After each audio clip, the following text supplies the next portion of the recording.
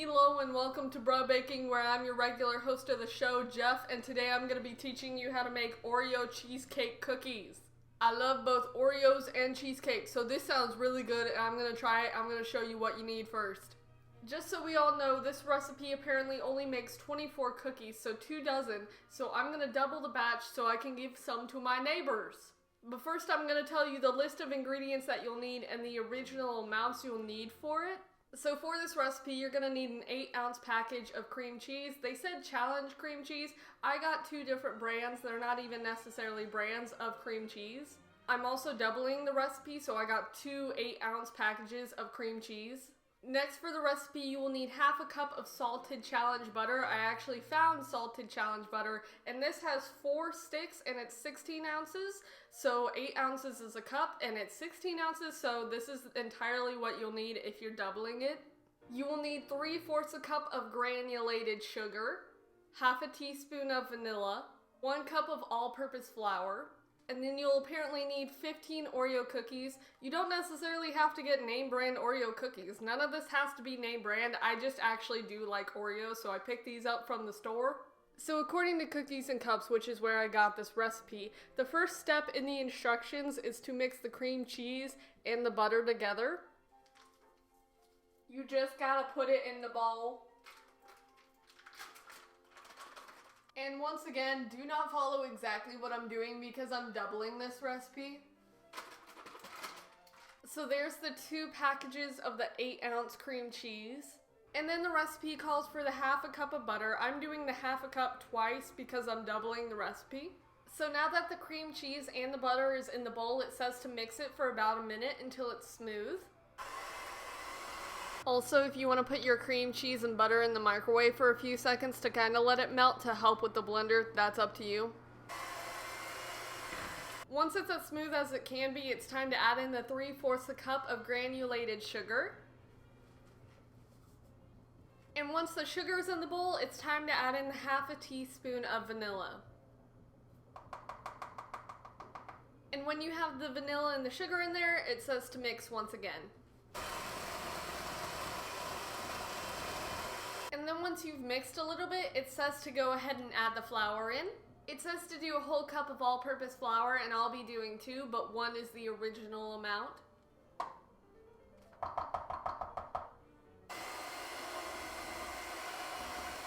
And then once everything's pretty much mixed in with the flour, you can go ahead and crumble up the Oreo cookies. Apparently 15, I'm doubling it, so that's 30. And I'm gonna kind of put them in a plastic bag and get my anger out and then put them in.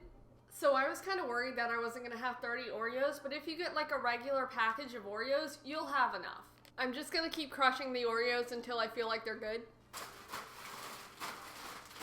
And then when you have your crushed Oreos, you can go ahead and add them to the mix. If you want to lick the beaters while you're still working on the Oreo stuff, you can, because the batter really tastes good. So once you feel like you've mixed in the Oreos well enough, the recipe then says to let the batter chill for about an hour. So feel free to go play like Fortnite or Among Us for an hour. It's up to you. Either way, I'll be seeing you in an hour. It is darker in the camera, which means an hour has passed. Cookie dough in the bowl for today.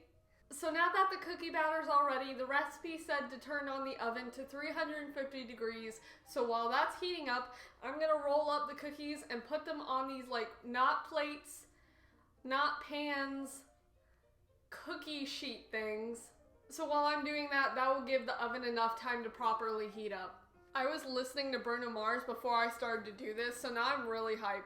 Also, stay hydrated. Also, make sure you wash your hands before you mess with the cookie dough.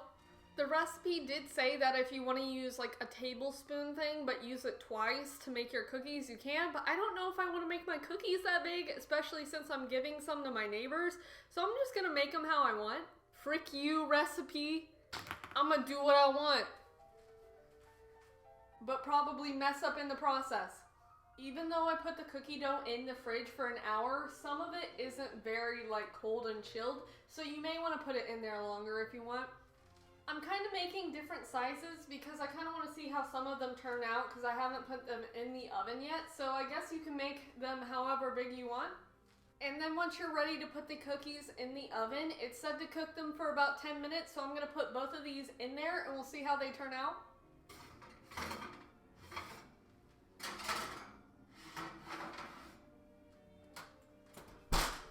So I'm going to go ahead and set a timer for 10 minutes. So when it's done, we'll see how they're looking. I'm also going to put the batter back inside the fridge just to kind of keep it cool. I might even put it in the freezer since they're only going to be in there for 10 minutes. Oh, but I do still have a lot of the batter left. So I think doubling it was like a good idea, but also we'll see how they turn out. If they don't turn out okay, that just means I get to eat a lot of cookie dough. And if you're the type of person who doesn't eat cookie dough because tubs say not to eat it raw, I'm not saying you're weak, but you can't fight me. You may not actually be able to fight me because I may die in a few years because of the amount of raw cookie dough I've eaten in my life. But anyways, I hope you're doing good. I'm currently doing very good. I'm going to a wedding tomorrow and I'm currently taking care of some dogs and drinking some water. Just kidding, it's vinegar.